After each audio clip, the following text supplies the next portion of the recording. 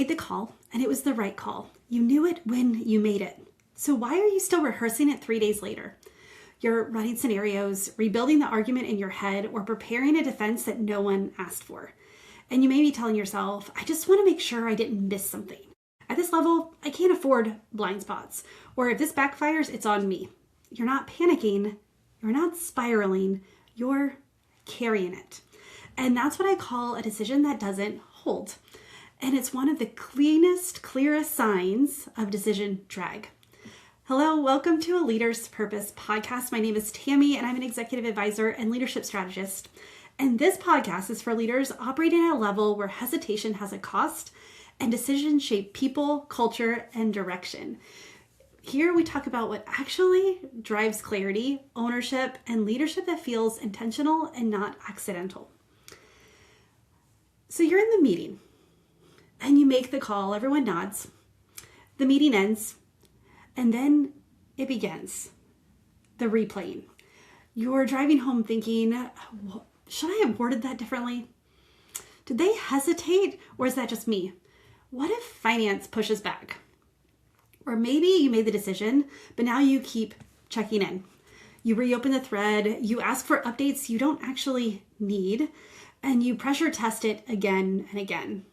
But you tell yourself, I'm just being responsible. I just want alignment. I just want my people to know that I care about them.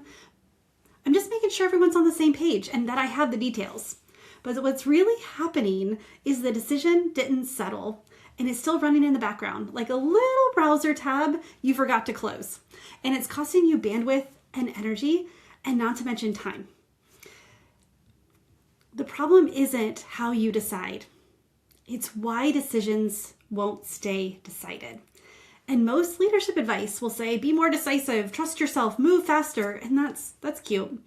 That advice assumes that the problem is hesitation before the decision. Your issue isn't deciding, it's releasing. Some may say it's perfectionism or control, but you're not trying to be perfect. You're trying to quiet the noise. You're not trying to control things. You just want to make sure that things are moving forward. And some say it might be failure, but you failed before and you've recovered and you know you can handle the fallout. So that's not what's haunting you. Some may say you need a framework. You already have frameworks. You can make the call. They help you decide. They don't help you detach. The problem isn't how you decide. It's why something inside you won't let the decision stay decided. So when a decision doesn't hold, it's because something in your operating system won't let it. Every leader has a leadership operating system running underneath everything. It's internal and it's unconscious. And here's what you may not have admitted yet. It was built in a season where you had something to prove. When you needed to be right, you needed to over-deliver, you needed to say yes, and when authority meant survival. And that operating system was brilliant. It got you promoted, it made you reliable, it made you valuable. But now you might be leading at a level where the stakes are higher, the consequences are broader, and visibility is sharper. And that old operating system is still scanning for threats. So when you make a decision, your internal system flags it. What if I'm wrong? What if this damages my reputation?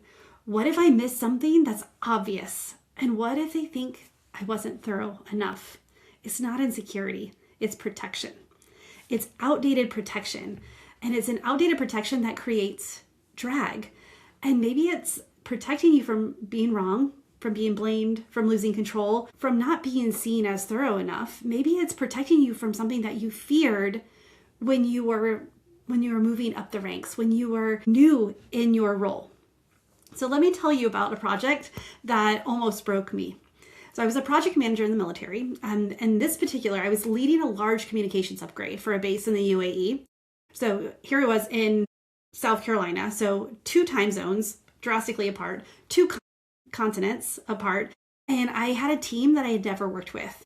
What was crazy is I couldn't set foot on site until after it was done.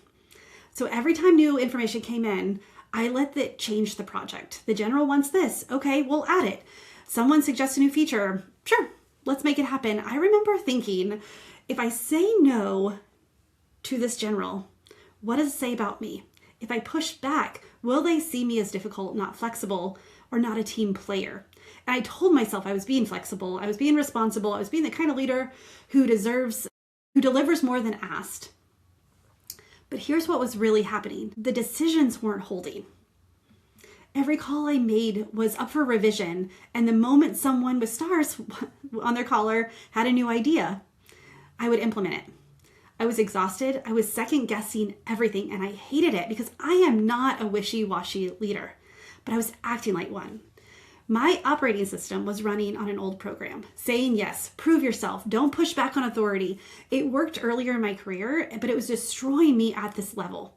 The turning point was the customer asked for a feature that didn't even make sense, and I realized that they don't even know what they were asking for. I've been chasing approval from people who aren't even clear on what they wanted. So I stopped. I looked at the project, I assigned ownership, and I started holding the line. And that's what decision drag looks like in action. I wasn't lacking skill. I wasn't lacking work ethic. I was protecting something. I was protecting being seen as someone who delivers, and it was costing me everything, including sleep. But the decision was sound, but your OS flagged it as unsafe. The decision was sound, but your operating system flagged it as unsafe. So you kept it running, looking for threats, looking for holes, looking for what you might have missed.